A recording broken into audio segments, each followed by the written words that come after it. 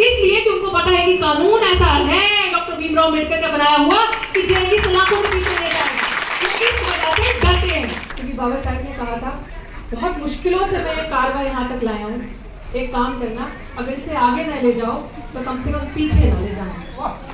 बताओ कि घर में माता जी किस किस की है, माता बहन किस किस की है, अब हाथ नीचे करो। और यहाँ पे अगर कुछ बुरा लगे तो डिस्कस कर लेना, कड़वा लगे तो डिस्कस कर लेना, लेकिन बुरा मार के घर ना जाना। जय भीम, जय भारत, जय संविधान।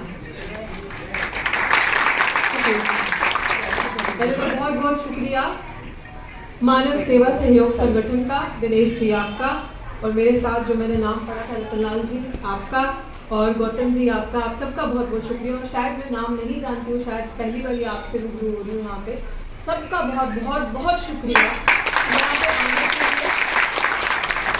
क्योंकि बाबा साहब ने कहा था बहुत मुश्किलों से मैं ये कारवा यहाँ तक लाया हूँ, एक काम करना, अगर इसे आगे न ले जाओ तो कम से कम पीछे न ले जाना।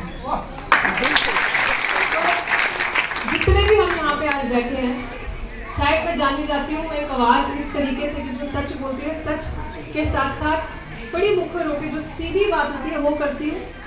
टेढ़ी बात मुझे करना नहीं आती, अंदर से काम मुझे करना नहीं आता, छुप छुप के काम जो जिसे कड़वे शब्दों में कहूँ कि दलालगिरी मुझे करना नहीं आती। हो सकता मैं सच बोलूँ, परिवार है मेरा, है कि नहीं? अगर कुछ बुरा लगे तो डिस्कस कर लेना, कड़वा लगे तो डिस्कस कर लेना, लेकिन बुरा मार के घर ना जाना, अपने आप पे भार लेके घर मत जाना।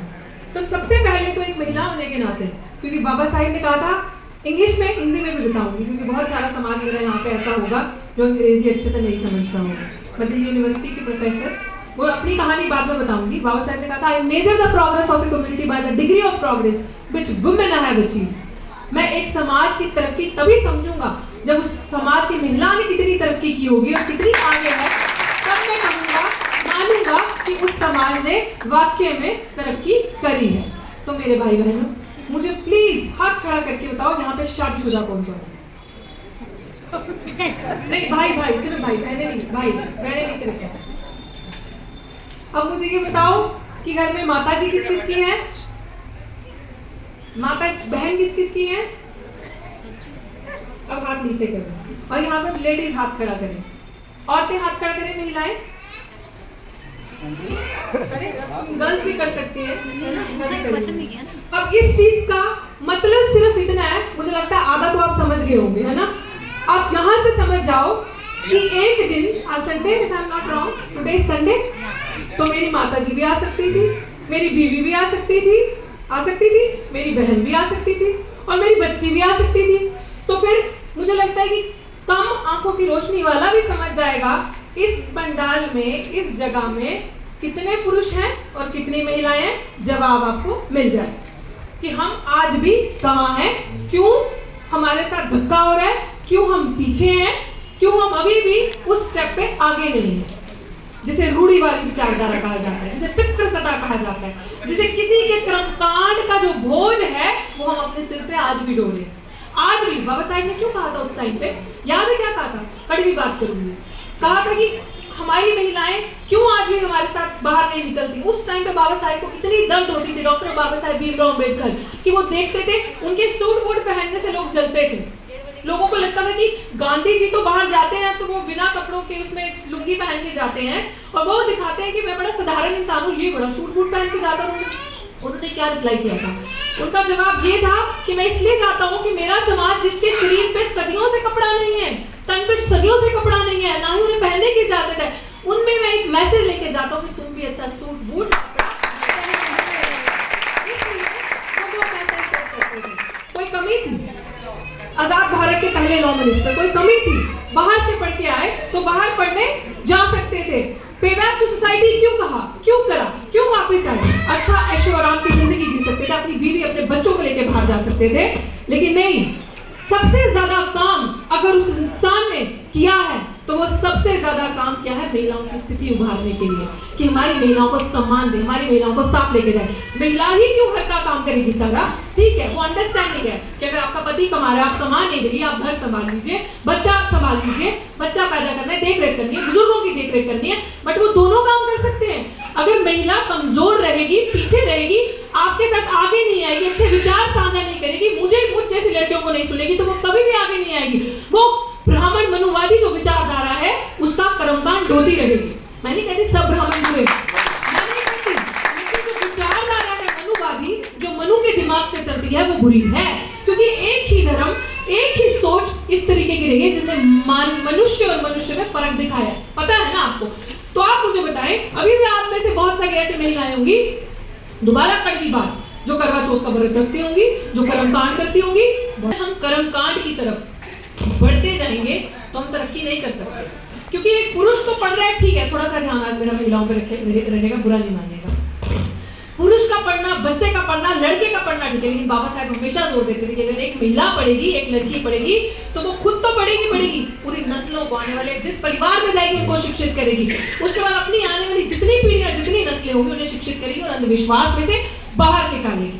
क्योंकि धर्म, आज आपने देखा, मैं हर जगह ये बात कहती हूँ, क्या है कि महिला, अभी आपने देखा है कि मंदिर की कभी पुजारी को महिला देखा है? मैं हर बार ये बात बोलती हूँ, कभी देखा है? चर्च की पादरी को महिला देखा है बच्चों? मंदिर की पुजारी देखी है महिला? मस्जिद की मौलाना को कभी महिला देखा? नहीं देखा। राष्ट्रपति देखी, राज्यपाल देखी, कलेक्टर देखी, डीसी देखी, प्रेसिडेंट, प्राइम मिनिस्टर देखा, doctor, engineer, IAS officer, collector, सब देखा। तो जो चीज धर्म नहीं कर सकती वो चीज हमारे संविधान ने करी है। सिर्फ एक मसीहा जो जा चुके हैं दुनिया से शारीरिक रूप में, बट वो आत्मा से, अपनी करनी से हमेशा, आत्मा तो चलो वो धार्मिक वाला मत लेना, करनी से हमेशा अमर है हमारे बीच में। उनकी लिखी हुई बातें, आज अगर हम विश्व गुरु की बात करते हैं, आज अगर हम आइडिया ऑफ इंडिया की बात करते हैं, देश को एक ऊपर के स्तर पे लेके जाना चाहते हैं, तो अगर आप डॉक्टर अम्बेडकर का नाम बीच में से काट देंगे या डॉक्टर अम्बेडकर का चैप्टर हटा देंगे, तो आप कभी भी इंडिया को विश्व गुरु नहीं बना सकते। आइडिया ऑफ इंडिया कभी भी पूरा नहीं हो सकता अगर डॉक्टर अम्बेडकर का नाम खत्म कर दिया जाएगा। और वो अभी सिर्फ इस मंडल में, इस जगह पे अगर कुछ महिलाएं दलित समाज से हैं, पिछड़े समाज से, आदिवासी समाज से हैं, तो आप ये मान के चलिए और गर्व से, अगर आपके साथ कोई कुकर्म, कर्मकांड करने वाली महिला है, तो उसको ये चीज बताइएगा कि जो तुम पुष्प, आप खुद को समझिए, पहले अर्पित करती और रोज सुबह उठ के जल लेना, पानी लेना, सूर्य को चढ़ाना, मंदिर में जाना, तो सबसे पहले अगर पुष्प अर्पित किसी भी हिंदू महिला ने करने, तो वो डॉक्टर बाबा साहेब भीमराव अम्बेडकर के चरणों में। जिस हिंदू कोड बिल के विरोधी लोग खड़े हुए थे और हमारे डॉक्टर साहेब बाबा साहेब भीमराव अम्बेडकर ने उस चीज के लिए लड़ाई लड़ी, वो हिंदू कोड बिल क्या था? वो yes, very good, right to property, adopt a child, right to marriage. अब बच्चा, जिस औरत को, महिला को गर्भवती नहीं, बच्चा नहीं होता था, देखिए बात बिल्कुल स्पष्ट और सीधे तरीके से करनी चाहिए, कोई शर्माना नहीं है। जो औरत बच्चा पैदा नहीं कर सकती तो उसको बांझ बांझ कह के चिल्लाया जाता था, असम्मानित किया जाता समाज में। बाबा साहिब ने कहा कि आप बच्चा अडॉप्ट कर सकती हो। अगर एक लड़की और लड़का शादी में खुश नहीं है, जबरदस्ती शादी हुई है, तो पहले ऐसा था कि तलाक सिर्फ पुरुष देगा, महिलाओं को अधिकार तलाक लेने का बाबा साहेब डॉक्टर भीमराव अम्बेडकर ने दिया कि तुम सिर्फ जूतियां नहीं खाओगे, तुम अपना तलाक खुद दे सकती हो। बाबा साहेब डॉक्टर भीमराव अम्बेडकर ने आपको इक्वल वेज का, इक्वल तनख्वाह का, कि अगर पुरुष 8 घंटे काम कर रहा है, तो अगर महिला भी 8 घंटे काम कर रही है, तो जितनी उसकी तनख्वाह है उतनी ही आपकी भी तनख्वाह होगी, आपको इक्वल राइट है। समानता का अधिकार बाबा साहेब भीमराव अम्बेडकर ने दिया। इस तरीके का डिवोर्स लेने का, बहुत सारी ऐसी चीजें हैं जो चीजें डॉक्टर भीमराव अम्बेडकर ने सारी महिलाओं को दी। तो सोचिए, जो लोग रूढ़िवादी विचारधारा से, गृहस्थ मानसिकता के, पितृसत्ता से प्रताड़ित जिनकी मानसिकता थी, वो लोग इन सारी विचारधाराओं के अगेंस्ट थे और वो कहने लगे कि नहीं हिंदू कोड बिल नहीं हो सकता। लेकिन बाबा साहेब भीमराव अम्बेडकर डट के खड़े थे। अगर शायद गांधी जी ने उस समय उनके साथ वो शरारत नहीं की होती, हम आज कहते हैं ना, अभी एक बच्ची ने बहुत, I don't remember the name, जिस बच्ची ने बोला कि ओके, मुस्कान ने बोला कि हमारे साथ डिस्क्रिमिनेशन होता है। अभी भी एक छोटी बच्ची के पिता जो यहाँ पे थे, उन्होंने कहा कि मेरी बच्ची के साथ भी हॉस्टल में हुआ, मैं जीती जाती एग्जाम्पल में, जिसके साथ दिल्ली विश्वविद्यालय जैसी जगह पे डिस्क्रिमिनेशन हुआ। डिस्क्रिमिनेशन क्या होता है? भेदभाव। भेदभाव सबको समझाती हूँ कि बहुत लोग अंग्रेजी नहीं जानते होंगे। भेदभाव। अब पहले डिस्क्रिमिनेशन कैसे होता था? जिस तरीके से हमारे मुंह के आगे पीक दान रख दिया, पीछे झाड़ू लगा दिया, ज्ञान सुनने के बहुत बड़ा ज्ञान, वो ज्ञान जिसका कोई तर्क ही नहीं, वो अगर मंदिरों में पढ़ा जा रहा है कुछ तो कान में कांच पिघला के डाल दिया गया।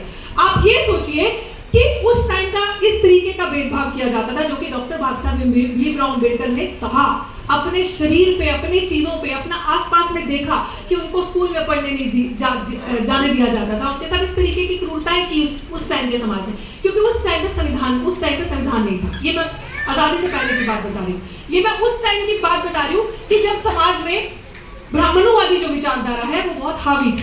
तो उस टाइम पे लॉज इतने सेटल नहीं थे, लॉज इतनी बड़ी हमारे देश का कोई कानून व्यवस्था नहीं थी कि आप किसी को पनिश कर दो, किसी को सलाखों के पीछे डाल दो।